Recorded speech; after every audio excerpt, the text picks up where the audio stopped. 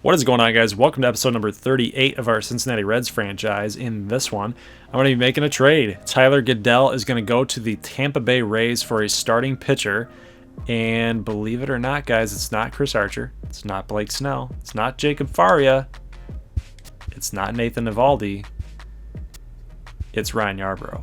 So the left-hander, none of these guys other than Blake Snell are left-handed starting pitchers for the Rays. And I actually scoured through the entire MLB to try to look for a guy that you could get on the cheap, and I came to the conclusion that Ryan Yarbrough is the guy. So you take a look at his walks per nine, his K per nines are really good. Hits per nine, not so hot. So this is the kind of guy that you'd want to be a spot starter. So like if you wanted to go to like a 6-man rotation, which I'm thinking about doing for this team, it's pretty much, and I'm gonna have to monitor that because when you simulate 5 games at a time, it's just gonna go 1 through 5. And my thought process is I looked through you guys' comments, and everyone is of the same thought process that, K-May actually pointed it out, but you guys are of the same thought process that we need to acquire another starting pitcher. And when I look at guys like Brandon Finnegan, we've already tested this experiment out, right? We've seen how he was performing in 2018, which wasn't very good. We gave him a shot to prove to us that he is a starting pitcher against Colorado, and that didn't end up too hot either. Amir Garrett, still, kind of the same thing. He's just not a starting pitcher. He's a relief guy. So both of these big-time left-handers are coming out of the bullpen for us. Now, actually pitched really good, 7 innings, 7 Ks, none earned, and .86. So really good start in his last start. It was only 1 start, right? So we got to temper our expectations here. We could call up a number of these guys. Matt Harvey, Hunter Green. You could end up calling up Hunter Green, even though I really don't want to do that right now. He's 19 years old. Like he's got a long way to go. Maybe when he's 21, he might be ready to get the full-time call-up. Nick Trevisio, 68 overall, 65s. Like, these aren't guys that you want to call up to be your number 5 starter, right? So you guys are correct in the fact that we need to acquire a starting pitcher. And the thing is, though, guys, is I didn't want to just for this season, I don't want to sell my young guys, right? I don't want to sell guys like Tyler Stevenson. I don't want to sell guys like Pavin Smith. I don't want to sell Shed Long.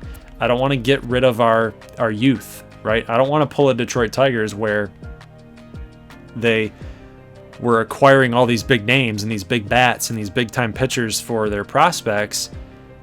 And now the Tigers are in a situation in real life where they have to rebuild for the next 3 seasons just to even possibly have a chance at competing full-time every single year, right?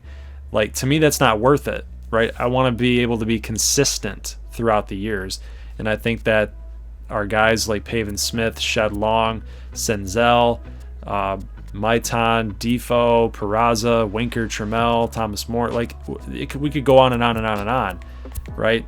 And I think that we're in a pretty solid position for the future, regardless of how much success that we have this season in the playoffs, how far we get, maybe even next year how far we get in the playoffs, maybe if we even get there, who the heck knows. But this season is unlike any other. We're having a really good year, kind of out of nowhere. So whether that's because our starting pitching has taken a big step forward, maybe that's because we're kind of getting career years out of guys like Kendall Graveman and Dace Sclafani, and Dallas Keuchel was huge for us, right? There's not enough history yet to figure out why this is working, right? Maybe if it carries into next season, then we know that for a fact, like, yes, the moves have worked and we were successful in our goal. But again, I don't want to trade our future. The reason I'm trading Tyler Keuchel is because our future in the outfield looks pretty good even without Tyler Keuchel, right? He's the second oldest guy in left field, right? So we got Winker, who's going to be with us for a while. Trammell is going to be with us, hopefully, for his entire career. Thomas More is going to be with us the whole way through, hopefully. 18 years old, I would like him to be. Alfonso Anaya seems like he's going to be a pretty solid player, although we got to work on his defense. Forrest Wall is still growing. He's a 62 now. He's continuing to have success down in AA. Aristides Aquino looks like he's going to be a pretty good player for us eventually, possibly like a bench guy. So he's expendable. And which is why I'm kind of looking at Ryan Yarbrough, because he's cheap, right? He's a cheap option. He gets us the left-handed starting pitcher, left-handed throw, and I can basically play with the number 5 starter here. So if we're facing off against a team that's got a lot of left-handed batters, like I know the New York Mets do, like if we ever have to play the Mets again, or any other team that I know, like looking at their lineup, like, oh, okay, you've got a ton of left-handed hitters, he would be a guy that we'd want to throw out there, right? Tyler Mahle would play against right-handed hitters. So kind of flex it. Kind of do like a 6-man rotation, maybe just do an on and off approach to Mahle and Yarbrough, kind of like a platoon number 5. And basically the reason why I want to do that and possibly get into a 6-man rotation idea is because with Keuchel out, he was like the innings eater. Like, look at how many innings this guy usually gets to every single year, right? I don't want to put that stress on a guy like Luis Castillo. And what I mean by stress is that I don't want to like play him for 7 innings because we have to get a win this game. That every game that Castillo starts, we have to win, right? Because then tomorrow you're going to get DeSclafani, and then the next day Graveman, right? I'm not taking anything away from them. They're both having really good years, but when you're forced to try to win a series with Castillo, DeSclafani, and Graveman, you know, that's not the same as Castillo, Keuchel, DeSclafani. You know what I mean? So I don't want to stretch out Castillo and put so much stress on him. Like every game he starts, he's got to win, right? And by doing that, you freak yourself out because you're like, okay, now I got to stretch him out, go 7, go 8, and then go bullpen time, right? And then DeSclafani loses, Graveman loses. You know what I mean? Like it just, to me, it makes sense to go to a 6-man so that way we can give Castillo that extra day of rest where he would have had to start, basically.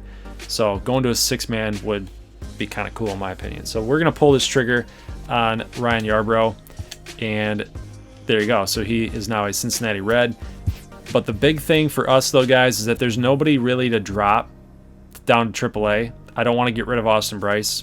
I don't want to drop down Zach Weiss. I don't want to drop down Crockett. All these guys have been pretty good. I would rather see what Yarbrough is going to do in the minor leagues. He's holding a 5.2 with a 1.4 right now.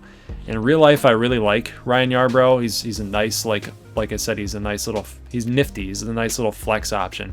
But I'm going to call him down because we are exceeding the active roster right now. And I want to just see what he's going to do down in AAA. So basically all that we did is we kind of just swapped, right? So Yarbrough is like the ace now of AAA, and we just called up Tyler Mahle a couple weeks ago from being the ace down in AAA. Now he's our number 5 in the major league. So now there you go. Yarbrough is now the ace down there. So let's see. I want to get him in.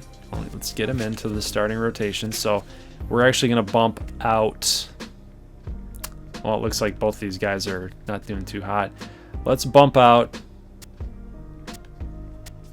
Gutierrez and get Yarbrough there. So that makes sense. All right, so guys, let's go ahead and simulate up until the trade deadline. This is the game that I want to show you guys, is Tyler Mahle against German Marquez. If he can pitch really well against Colorado, in Colorado, obviously that's going to do wonders for his confidence. That's going to do wonders for my confidence in him and his ability to win games and shut down a really good offense and be that solid number 5 guy that we really need. So let's go ahead and simulate through this date. Let's auto fix that. DJ Peterson's hurt. Okay, here we go. So here we go, guys. So 69 and 40. Just a little update here. We are 11 and a half games in first place. So This team is nuts. I don't know. I don't understand why they're simming so well, but they are. So Colin McHugh to the Yankees. Votto's still leading the league in batting average, 363. All right, cool. All right, let's get into this gameplay, guys.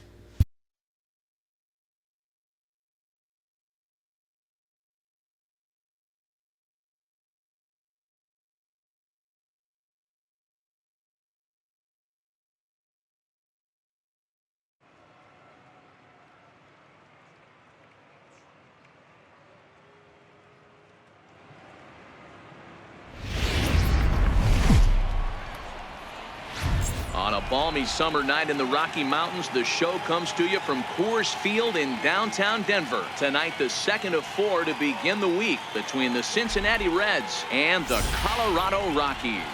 Votto and Arenado lead their clubs next on the show. Votto, Arenado. All you need after that is Giancarlo. Am I right, guys? German Marquez, 5-8, 2.83 ERA, shutting down the Reds' top of the order. It's 7 pitches. So Votto's going to ground out to DJ LeMahieu. Now it's up to Tyler Mahle to match him. So he went 7 innings last appearance, and he had a .86 whip. So Mahle is pitching pretty good, right? Well, he's going to lead off this game with a double to DJ LeMahieu, who is going to send a ground ball right past Votto all the way to the wall. And now we got Gerardo Parra coming up, and he's going to swing and a miss on a pretty nasty slider. But then we got Nolan Arenado, who's going to get a single, but Winker's going to throw home because he thought that LeMahieu was going to stretch it to try to shoot for home. And then now we've got Arenado being aggressive because he didn't hit the cut. So Arenado's going to go to second. Then we got Trevor Story coming up, and he's going to get a 2 RBI double. So it's going to be 2-0 thus far, with still 1 down. So Rockies are finding gaps. They're finding holes on the ground. And then now we've got Carlos Gonzalez, who's going to lift this fly ball. Probably Hamilton should have dove for that one. But again, guys, another gap shot and another hole in the defense leads to a RBI double. So Carlos Gonzalez gets on the board with an RBI. Ian Desmond comes up with 2 down, and he also is going to hit a ball into the right center field gap. And Billy Hamilton, even with his speed, cannot cut this ball off in time. And it's going to be another RBI double. So it's going to be 4-0. And here's Tony Walters. Finally, the Reds are able to get out of this really, really bad inning. Scooter Gennett going to do his best to try to get some more runs on the board. So he's going to send a solo shot there into the right center field gap, into the bullpen there. And Marquez just left the 95er up there hanging. So Gennett's going to deposit that as he does best. So here's Mahle in the next inning. He's going to walk Trevor Story. And now here's David Dahl, and he's going to strike out on a fastball that's low and inside. So good pitch by Mahle. We got 2 down now, and now we got a walk here to Ian Desmond. So 2 walks in this inning, and now we got Tony Walters, who's going to lift a little Texas leaguer right in front of Jesse Winker, and the runner will score. So that's Trevor Story. So there you go, guys. It's going to be 5-1 at this point. And then German Marquez comes up. Here's Gennett trying to make a play, but then Schebler almost runs into Gennett, which is going to allow the ball to go past both of them. Billy Hamilton's got to back it up. So this is just disastrous start here for Mahle. Everything is going wrong. 6-1 right now. Runners at the corners, and then DJ LeMahieu going to go the other way. It's 7-1, and we're not even through the 5th. Like, that's a score that you would see like in the 5th or the 6th inning if the offenses were just like crazy good. So we're going to turn to Brandon Finnegan just because I trust him a little more than I do Amir Garrett. I know that both of those guys have the most stamina out of our relief options, so I decided to go that way. And you guys saw the strikeout on Gerardo Parra to stop the bleeding. I don't even know if you can call it that anymore because the damage has already been done. Nick Senzel strikes out. Here's a runner on first base, ground ball. up the middle to Peraza and Jeanette to turn the double play. So we do get 2 down in the bottom of the 4th inning. That is a good sign. And Brandon Finnegan's coming on here, and he's actually kind of taking care of business. But I shouldn't have said that, because now in the bottom of the 5th inning, we get a solo shot by Ian Desmond. So it's going to be 8-1 in the bottom of the 5th. So all signs are pointing to this game being over, but not so fast, because Scott Schebler comes on after a Jeanette hit by pitch, and he's going to send a huge shot up into the upper deck, into the second deck here in the top of the 7th to make it 8-3. Here's Votto after a walk to, I think it was Schebler. I think Schebler got a walk, I believe. That's who's hitting. No. Winker. Sorry. Winker's batting second. So Votto is going to get another walk. So there were 8 pitches and 2 walks. So you guys do the math. He did not throw a strike to both Winker and Votto in those 2 at-bats. So Bud Black comes out, makes this change, and now we got Chris Rusin coming on, who's got a pretty nice sinker ball, and I know that they were shooting for the ground ball double play. Here's Jeanette lifting a line drive out there. He actually put a good swing on it, but Cargo was right there to make the play, and then Schebler going to ground out. So that's going to end the top of the 8th inning, guys. We have pretty much one more at bat. Let's go to the bottom of the 8th and check this out. You guys have seen this happen to Hamilton and Trammell in spring training, and it's going to happen again to Billy Hamilton. Here's Arenado rounding third, finally gets it to cut off, and the weak arm Peraza cannot get it into Barnhart in time, and Nolan Arenado is going to go 4 for 5 in this game. And Doug Brocail, that's the face of a manager and the fans who honestly have no idea what has just happened. So inside the park home run, it's going to stretch it to 9-3. Barnhart and Senzel both going to fly out there to left field. That's Gerardo Parra out there. And then we've got Jose Peraza as our last chance in a 1-0 count. Chris Rusin still on the mound, and he's going to pop out to first base. So, guys, pretty weak performance by the Reds today. I don't really know how else to classify it other than German Marquez pitched extremely, extremely well. So he was very impressive. He's still got a pretty good ERA on the season, so he's no slouch. I would have liked the offense to actually have come through here in Coors Field, but it was just the opposite. Tyler Mahle was pretty bad. I'm pretty anxious to see how Ryan Yarbrough does for us down in minor leagues, and hopefully if he does well, we can actually start to implement that plan of doing a 6-man or even like that spot start here and there, righties against righties, lefties against lefties. So I'll see you guys on Friday for episode 39. Peace.